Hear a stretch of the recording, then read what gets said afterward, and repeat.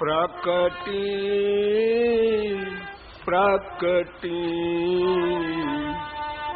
प्रकटी कीर्ति कुमारी कीर्ति घर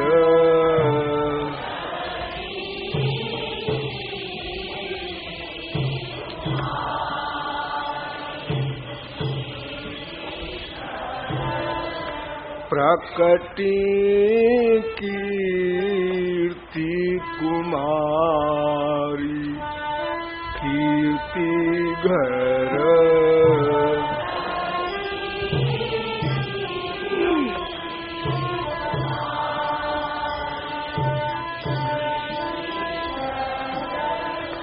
प्रकटी कीर्ति कुमारी कीर्ति घर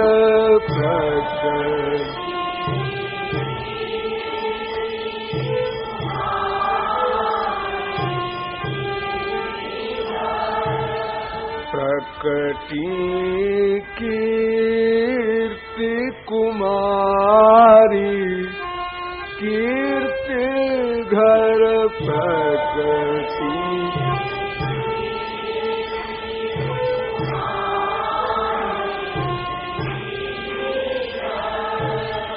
प्रकटी कीर्ति कुमारी कीर्ति घर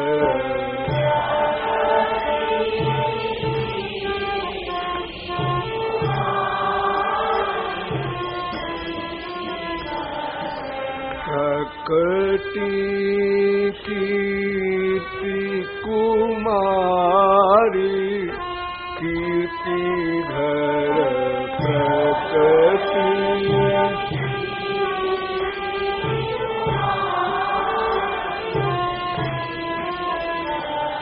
वो प्रकटी कीर्ति कुमारी कीर्ति घर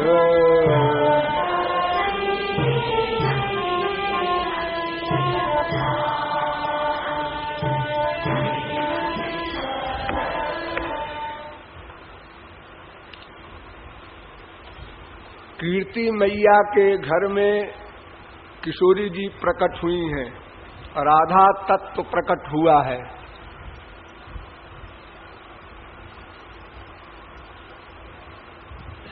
हमारे देश में ऐसे बहुत कम लोग हैं जो राधा तत्व के प्राकट्य के विषय में विशेष जानते हो। श्री कृष्ण के बारे में तो अधिकांश लोग जानते हैं कि 4 भुजा से वसुदेव देवकी के आगे प्रकट हुए, फिर वसुदेव देवकी ने प्रार्थना किया, तब 2 भुजा में शिशु बनकर प्रकट हो गए और फिर उसके बाद गोकुल ले गए इत्यादि।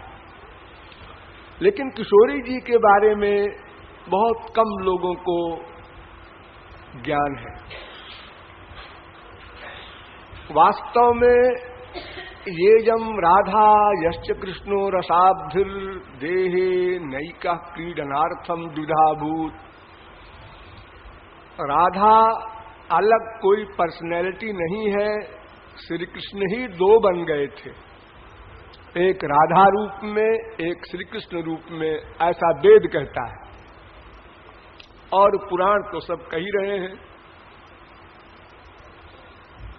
तो जैसे ठाकुर जी का प्राकट्य हुआ था, ऐसे ही किशोरी जी का भी प्राकट्य हुआ था। मां के पेट से नहीं पैदा हुई किशोरी जी, इनका भी अवतार हुआ था। ठीक उसी प्रकार जैसे यशोदा के यहां हुआ अथवा कौशल्या के यहां हुआ, किंतु यहां कीर्ति की ये कामना नहीं थी कि पहले तुम अपनी भगवत्ता का स्वरूप दिखा दो फिर बालक बनकर आओ। जैसे यशोदा की यह कामना नहीं थी कि तुम पहले भगवान का अपना वास्तविक स्वरूप दिखाओ, फिर लीला का शरीर धारण करो। तो कीर्ति मां की भी यही कामना थी कि मैं वात्सल्य रस चाहती हूं, मैं भगवत्ता का रूप भी नहीं देखना चाहती, टच न हो बिल्कुल ऐश्वर्य का। इसलिए किशोरी जी ने अपना भगवत्ता वाला स्वरूप नहीं दिखाया, वो प्रकट हो गई। लेकिन उनके प्राकट्य को उनकी मां भी नहीं जानती। ये आश्चर्य सुनिए, कीर्ति मां को भी ये नहीं है ज्ञान कि मेरी राधा मेरे पेट से पैदा नहीं हुई। वो भी यही समझती हैं कि मेरे पेट से ही राधा पैदा हुई है। वो चैलेंज पूर्वक सबको बता रही हैं। तो भोले भाले लोग सभी मान रहे हैं कि जब मां कह रही है तो ठीक ही होगा। किंतु वास्तविकता यही है। अयोनि संभवा राधा, ब्रह्म वैवर्त पुराण, वेद व्यास ने लिखा कि योनि से पैदा नहीं हुई राधा, नावयोर गर्भ संस्थिति ही, ब्रह्म वैवर्त पुराण। श्याम सुंदर स्वयं कह रहे हैं कि मेरा और तुम्हारा निवास गर्भ में नहीं होता, हृदय में होता है। अयोनि संभवात्वंच भविता गोकुले, गोकुल में तुम अयोनि संभवा होगी, अर्थात प्रकट होगी, अवतार लेकर आओगी। अयोनि संभवा देवी वायुगर्भा कलावती, गर्ग संहिता। तमाम शास्त्रों में वेदों में भरा पड़ा है प्रमाण कि किशोरी जी अयोनि संभवा है। वो मां के पेट से नहीं पैदा हुई, मां के पेट में गई ही नहीं, और उनका शरीर पंच महाभूत का है ही नहीं। जैसे मां बाप के रजबीज से ये शरीर बनता है, आम मायाबद्ध जीवों का अथवा अवतारी महापुरुषों का भी बनता है, लेकिन भगवान का शरीर ऐसा नहीं बनता। लेकिन मां को यही पक्का अनुभव रहता है कि ये मेरे पेट से पैदा हुआ है। आश्चर्य है। वायुना च गर्भम रोधय मायया, ब्रह्म वैवर्त पुराण। होता क्या है कि योग माया से किशोरी जी ने मां के पेट में वायु भर दिया, और वो वायु भी ऐसा भरा कि जैसे संसारी माओं का पेट प्रति महीने बढ़ता है और अनेक प्रकार की फीलिंग होती है जब पेट में बच्चा आता है, गर्भाधान होता है, वैसी ही फीलिंग सब हुई कीर्ति मैया को। वायु गर्भा, और वहां केवल वायु है, और मां समझ रही है संतान पेट में आ गई, अब बड़ी हो रही है, अब उसके हाथ पैर चल रहे हैं। जो जो फीलिंग होती है माओं को, सब फीलिंग 100% वही हो रही है। और जब अवतार लेने का समय होता है तो मां को मूर्छित कर देते हैं योग माया से भगवान, समाधि में कर देते हैं। जैसे गहरी नींद में सो जाएं आप लोग, यो समझ लीजिए। और फिर उसके बाद वो बालक बालिका बनकर भगवान पास में उसी के खाट में लेटे मिलते हैं। जब वो आंख खोलती है मां, मेरे बच्चा हो गया, मुझे पता ही नहीं चला।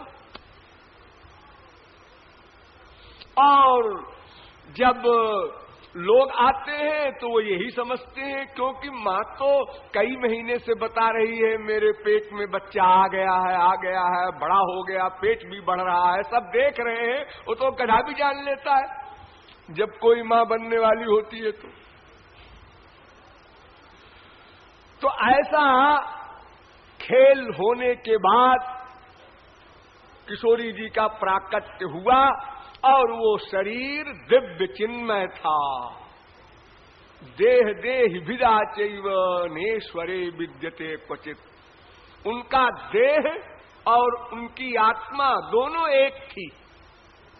जैसे हम लोगों का शरीर अलग है, आत्मा अलग है, ऐसा नहीं है। वहां शरीर भी वही और आत्मा भी वही। अनंत आनंद का पुंज उसका शरीर बना और वही आत्मा।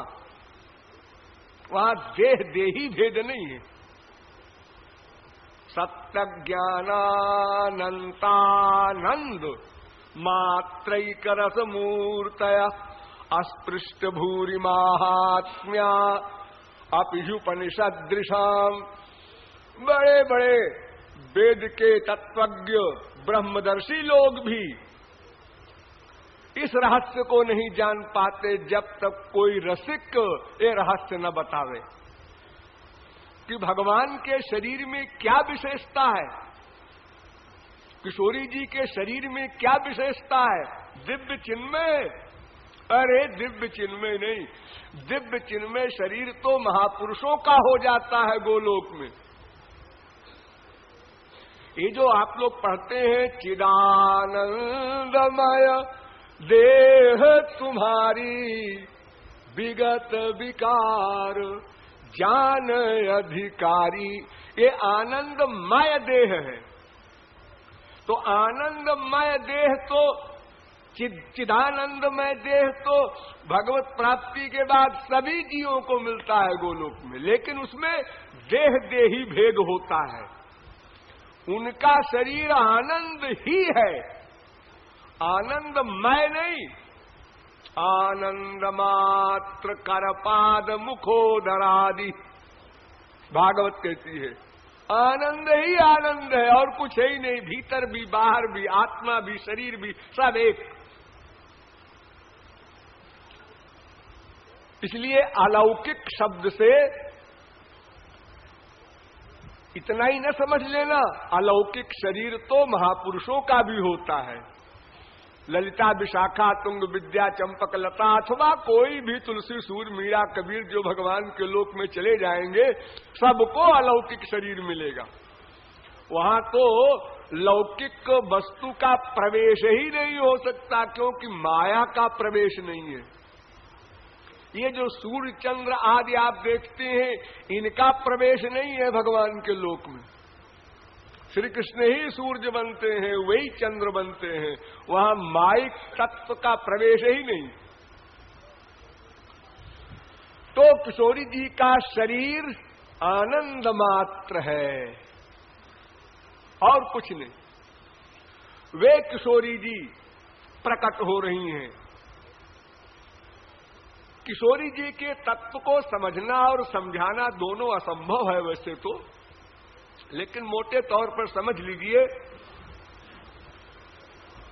कि आनंद से बड़ा रस होता है। एक आनंद होता है, एक रस होता है। ब्रह्मानंद जो ज्ञानियों को मिलता है उससे बड़ा रस होता है जो प्रेमियों को मिलता है। प्रेमानंद का वो प्रेम रस है। आनंद का सारभूत तत्व है प्रेम रस। गौरांग महाप्रभु ने बहुत सुंदर इसका निरूपण किया है कि सच्चित आनंद ये तीन ब्रह्म के स्वरूप हैं। इसमें आनंद का भी सारभूत तत्व जो है वो लादिनी शक्ति है, और लादिनी शक्ति का भी जो सारभूत तत्व है वो प्रेम है। इसलिए आचार्यों ने कहा ब्रह्मानंदो भवे देश चेत परार्ध गुणीकृतः नैति भक्ति सुखाम बोधे परमाणु तुलामपि। अगर ब्रह्मानंद को एक परार्ध से गुणा करें, परार्ध माने एक लिख करके उसके आगे 17 बिंदी लगा दीजिए। उसको परार्ध कहते हैं।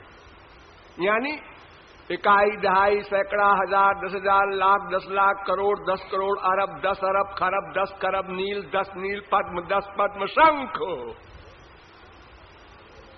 एक शंख गुना करो अगर ब्रह्मानंद को, तो भी वो प्रेम रस के एक बिंदु के बराबर भी नहीं ठहरेगा। ऐसा होता है रस। और फिर उस रस में भी तारतम्य है। प्रेमा भक्ति के आगे स्नेह भक्ति, फिर मान भक्ति, फिर प्रणय भक्ति, फिर राग भक्ति, फिर अनुराग भक्ति, फिर भाव भक्ति, फिर महाभाव, उसकी अंतिम चरम सीमा। महाभाव भी दो प्रकार का होता है, रूढ़ महाभाव, अधिरूढ़ महाभाव। और अधिरूढ़ महाभाव भी दो प्रकार का होता है, मोदन, मोहन। और एक और भाव होता है सबसे परे, सर्वभावोद्गमोल्लासी मादनोयम परात् परः राजते ह्लादिनी सारो राधायामे वजः सदा।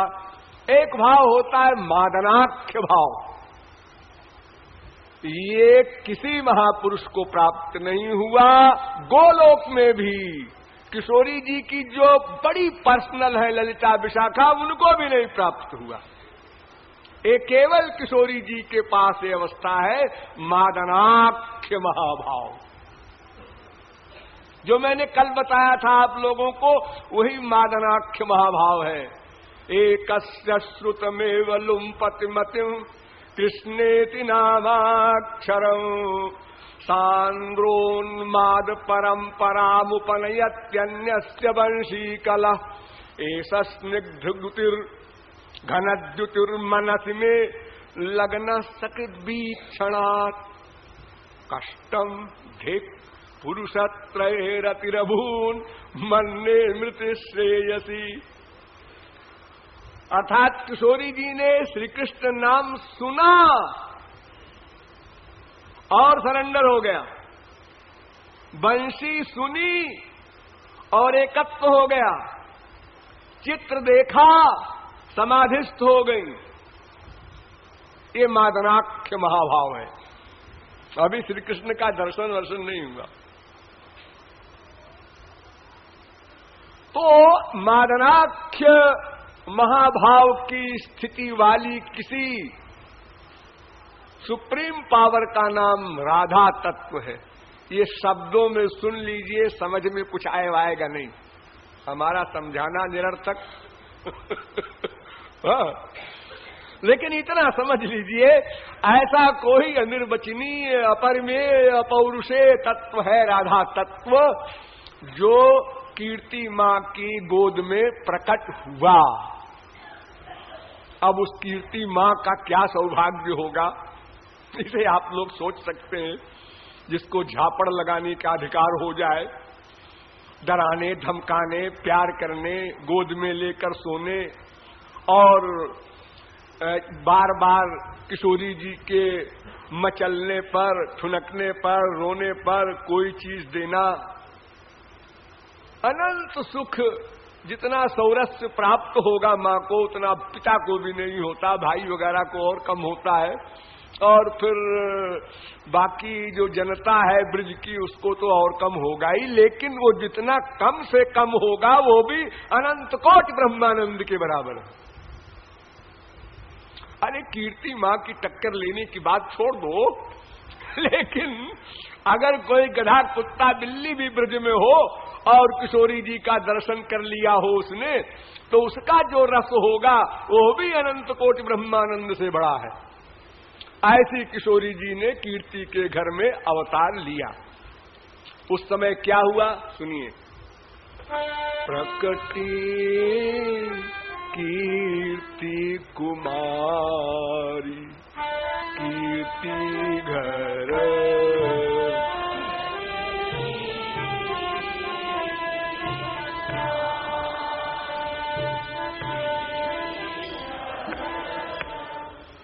अब वेद मंत्रों का पाठ होता है जब कोई बड़ी शुभ घटना होती है, कोई बहुत बड़ी खुशी होती है हमारे हिंदू धर्म में, तो वेद का पाठ होता है। उसमें भी स्वस्त्ययन पाठ सबसे प्रमुख होता है।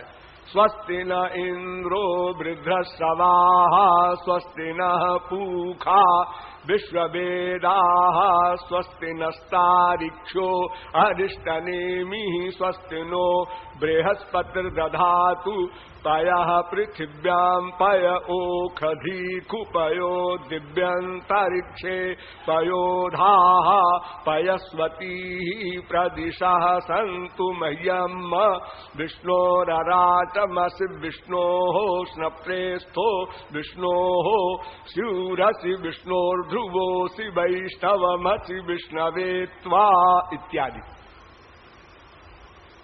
ये पाठ होता है। तो पाठ करने वाला विद्वान इतना बड़ा विद्वान होना चाहिए कि वेद के प्रत्येक अक्षर में स्वर हुआ करता है। स्वर मैं बोल रहा हूं स्वर सहित, आप लोग नहीं समझते होंगे क्या होता है स्वर। होता है अक्षर के ऊपर डंडा लगा होता है, कोई नीचे पाई खिंची होती है, वो सब उसी प्रकार कंठ से बोला जाता है। और अगर एक स्वर भी गलत कर दिया किसी पंडित ने तो वो वेद मंत्र अनर्थ भी कर सकता है, सर्वनाश कर सकता है। स्वरतो वर्णतो वा मिथ्या प्रयुक्ता फिर यजमानम विनश्यति वो यजमान का नाश कर देगा। ऐसे नियम है। तो जब किशोरी जी का अवतार हुआ है तो वेद पाठ करने वाला कौन बुलाया जाए? जिसने सबसे पहले वेद को प्रकट किया उसी को बुलाया गया। यानी मतलब बुलाया नहीं गया, वो भागा भागा चला आया कि मैंने जो 4 वेद 4 मुंह से प्रकट किया है विश्व में, वो आज मेरा प्रकट होना सफल हो जाएगा। जीवों को दिया है मैंने, तो वो बेचारे मायाबद्ध थे, लेकिन इन वेदों का उपयोग जो है वो किशोरी जी के लिए सुप्रीम पावर के लिए ही ठीक है। आज वो सौभाग्य प्राप्त हो गया तो ब्रह्मा स्वयं ब्रह्मलोक से भागकर तुरंत आया। ब्रह्मा को ये पता चल गया था किशोरी जी की कृपा से कि मैं जा रही हूं, बस तुम आ जाना ये नहीं कहा, मैं जा रही हूं तुम्हारी सृष्टि में अगर हमारे यूपी में प्रेसिडेंट आवे, प्राइम मिनिस्टर आवे, तो यहाँ के चीफ मिनिस्टर, गवर्नर सब तैयार होके दौड़ते हैं, भागते हैं स्वागत के लिए। भले ही वो आजकल बेमनी से करते हैं बेचारे, बेगारी समझ के, डर के मारे, लेकिन वहां ऐसा नहीं है। वहां सौभाग्य मानकर ब्रह्मा ने कि हमारे ब्रह्मांड में सुप्रीम पावर आ रही है और उसका रस भी ऐसा बरसेगा इस अवतार में जैसा और किसी अवतार में नहीं बरसा। कृष्णावतार भी अनंत हो चुके हैं इसके पहले और किशोरी जी के भी अवतार हो चुके हैं, लेकिन इस अवतार में विशेषता है। तो ब्रह्मा स्वस्तेन पाठ करने आ गया। जब ब्रह्मा आया तो चारों वेदों ने कहा कि अरे ब्रह्मा जी आप जा रहे हैं, मैं क्यों चूकूं? आज शब्द ही नहीं बोलेगा वेद मंत्र, साक्षात वेद खड़ा होगा वेद मंत्र बोलने के लिए। तो चारों वेद भी पहुंच गए। ब्रह्मा अपने 4 मुख से वेदों का पाठ कर रहा है, उधर चारों वेद मूर्तिमान बन करके खड़े हो करके और वेद का पाठ कर रहे हैं। इसलिए नहीं कि किशोरी जी कुछ दे देंगी हमको, मांगना वांगना नहीं, हमारी ड्यूटी है।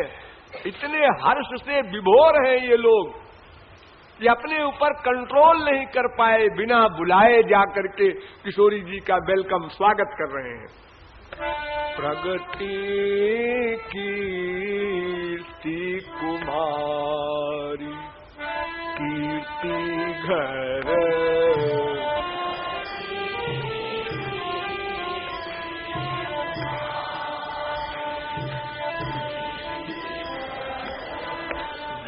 ब्रह्मादिक स्वस्त्ययन पाठ कर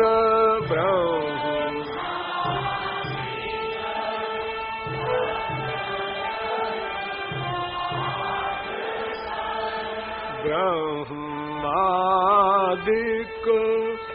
स्वस्त्ययन पाठ कर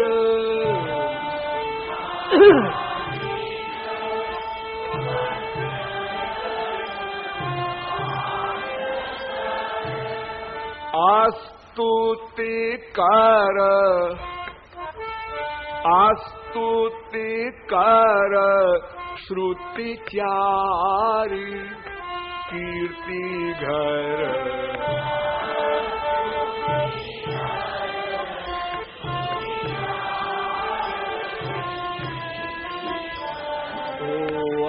स्तुति कर श्रुति चारी कीर्ति घर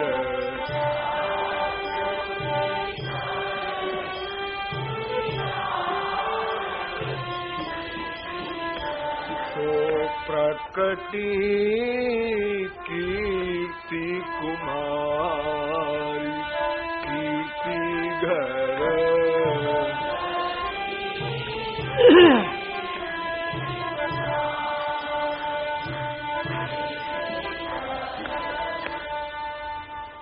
अब गुणगान करने वाले भी आएंगे, छोटे मोटे नहीं, देवता होता नहीं, उनकी गति नहीं देवताओं की, उनको ये सौभाग्य प्राप्त नहीं है। नारदादिक आएंगे जो अनादि काल से माया मुक्त है, ये लोग आकर बिरदावली गाएंगे, गुणगान करेंगे। किशोरी जी ऐसी हैं, ऐसी कृपा करती हैं, शरणागत के लिए ये करती हैं, इत्यादि जो उनके अनंत गुण हैं वो नारदादिक गा रहे हैं। और साथ में जय घोष भी करते जा रहे हैं नारद जी। अब जब नारद जी जय बोलेंगे तो बाकी सब लोग साथ साथ जय बोलेंगे। वृषभानु किशोरी की,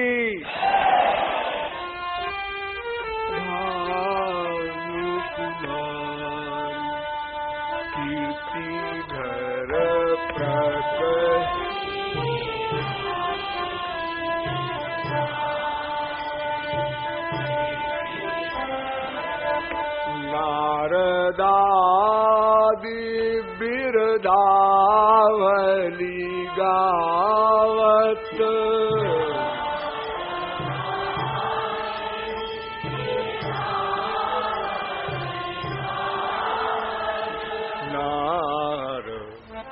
नारदादि बिरदावली गावत ना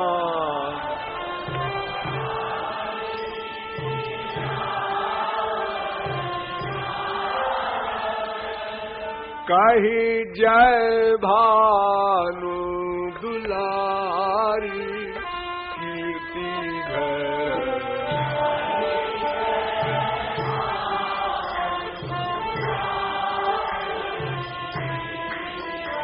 तो कही जय जय जय कही जय भानु दुलारी कीर्ति घर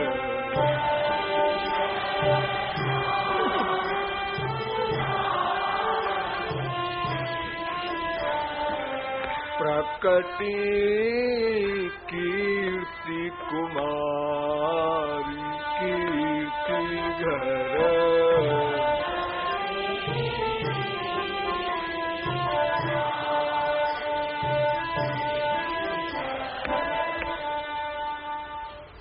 तो वेद की स्तुति हो गई, गुणगान बिरदावली का गान भी हो गया, अब नृत्य भी होना चाहिए। नाचने वाला कौन हो?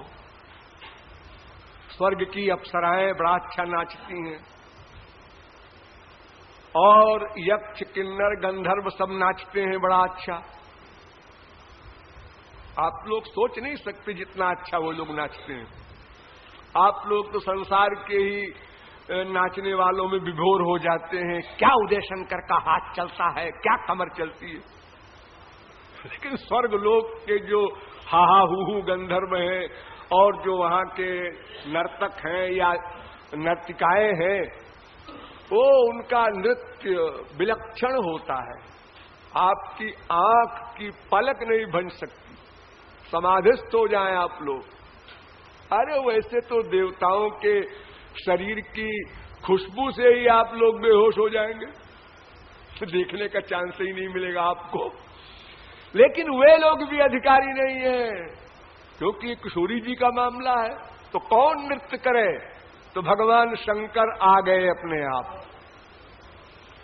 भगवान शंकर का एक स्पेशल नृत्य है, उसको तांडव नृत्य कहते हैं।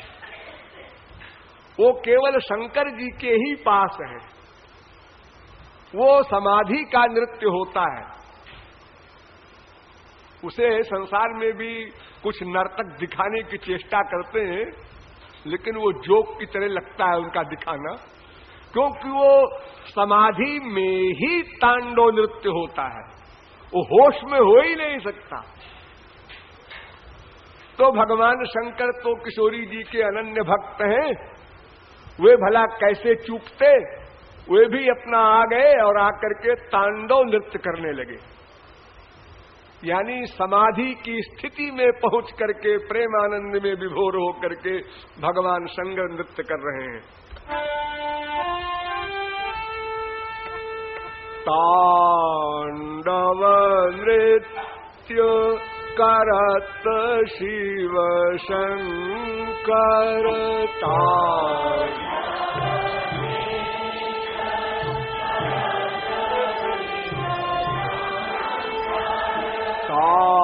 तांडव नृत्य करत शिव शंकर तांडव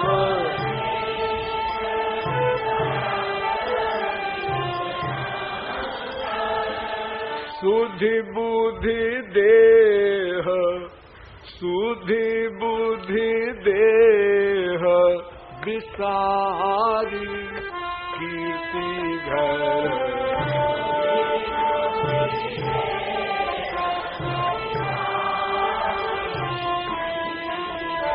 ओ सुधि बुद्धि देह विसारी कीर्ति घर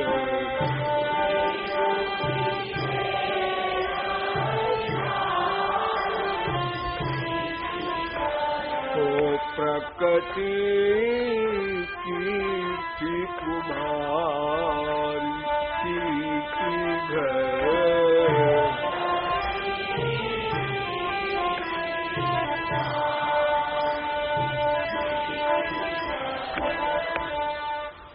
अब किशोरी जी की आरती भी होनी चाहिए उनके अवतार काल में। आरती कौन उतारे? तो तीन महाशक्तियां हैं, ब्रह्मा विष्णु शंकर। इन तीनों की जो लादिनी शक्तियां हैं, उमा रमा ब्रह्माणी, ये तीनों आ गई और इन तीनों ने अपने अपने दोनों हाथों में आरती लेकर के, आरती कोई ये मटेरियल घी हुई की नहीं होती, उनकी अलौकिक आरती होती है, उनके अलौकिक बर्तन होते हैं, क्योंकि वो अलौकिक पर्सनैलिटी हैं। ये उमा रमा ब्रह्माणी का भौतिक शरीर नहीं है, ये भी अंशावतार हैं किशोरी जी के, लेकिन उनके अंश हैं, इसलिए उनका धर्म है कि वे अपने अंशी की आरती करें। तो उमा रमा ब्रह्माणी भी आकर अपना काम कर रही हैं, स्वागत में आरती कर रही हैं। इस पद की व्याख्या करने के लिए कम से कम 15-20 दिन चाहिए, तब मैं एक एक बारीक बात बताऊं ऐसा नाम क्यों लिखा गया है यहां पर। लेकिन संक्षेप में व्याख्या करना है क्योंकि आप लोग समझदार हैं। उमा रमा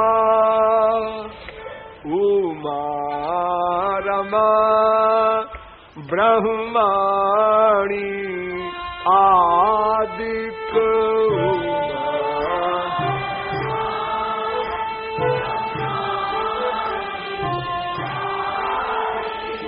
उमा रमा ब्रह्माणी आदिक उमा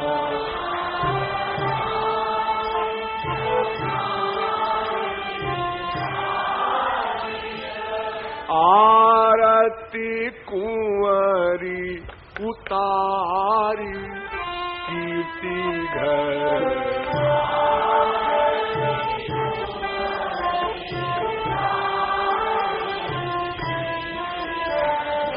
आरती कुंवरी उतार कीर्ति घर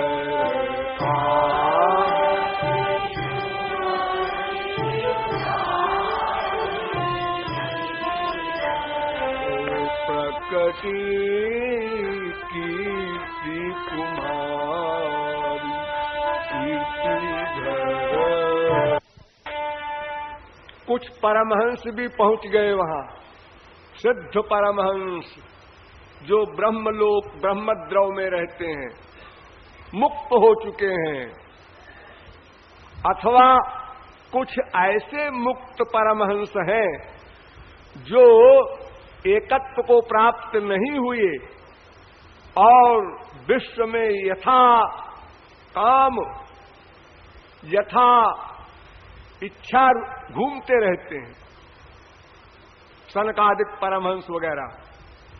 ये लोग भी आए,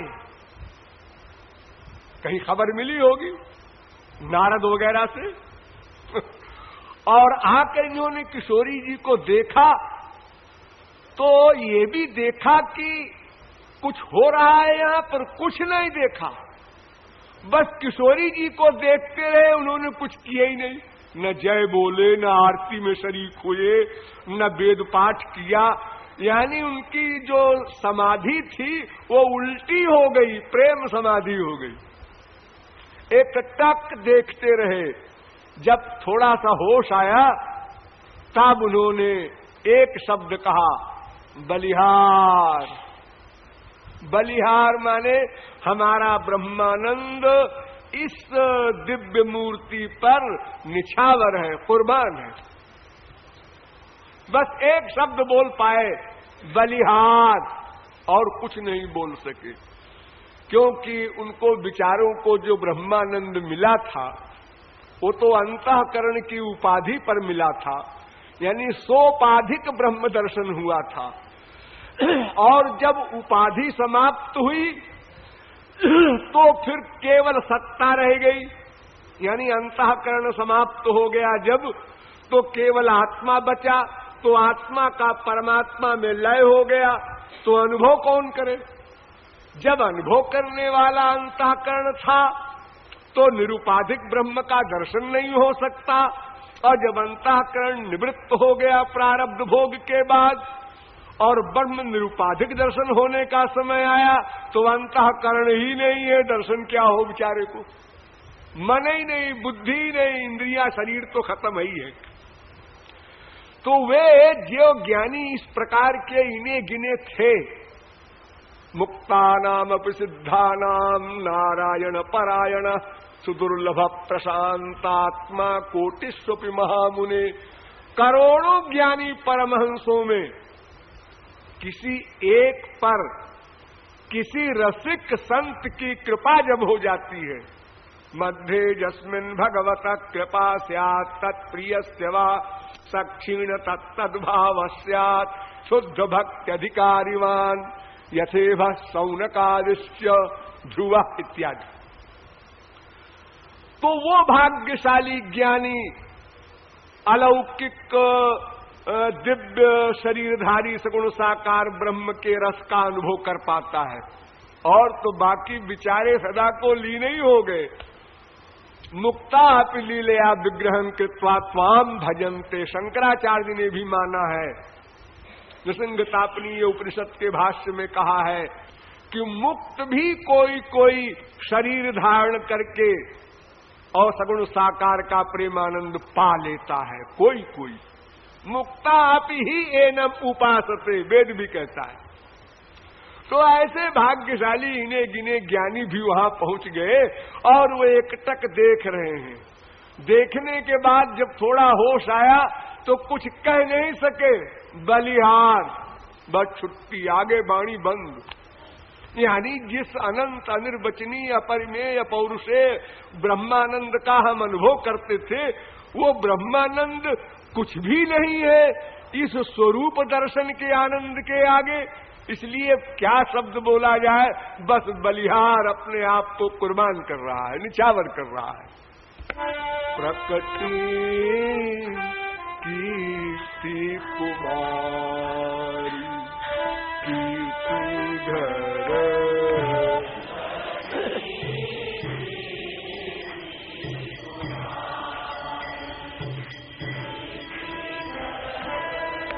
लखत कृपालु लखत कृपालु ज्ञानी जन एक टक लखत राधे लखत कृपालु ज्ञानी जन एक टक लखत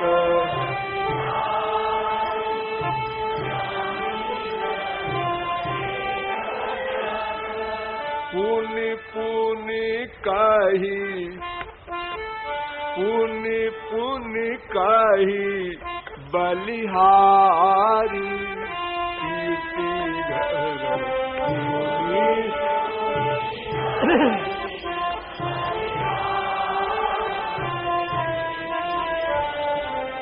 पुनि पुनि कही बलिहारी कीर्ति घर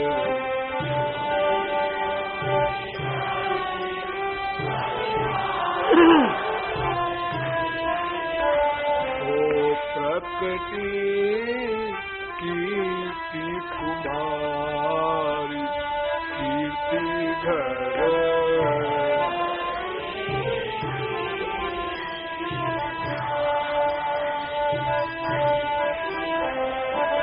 प्रकृति कीर्ति कुमार कीर्ति घर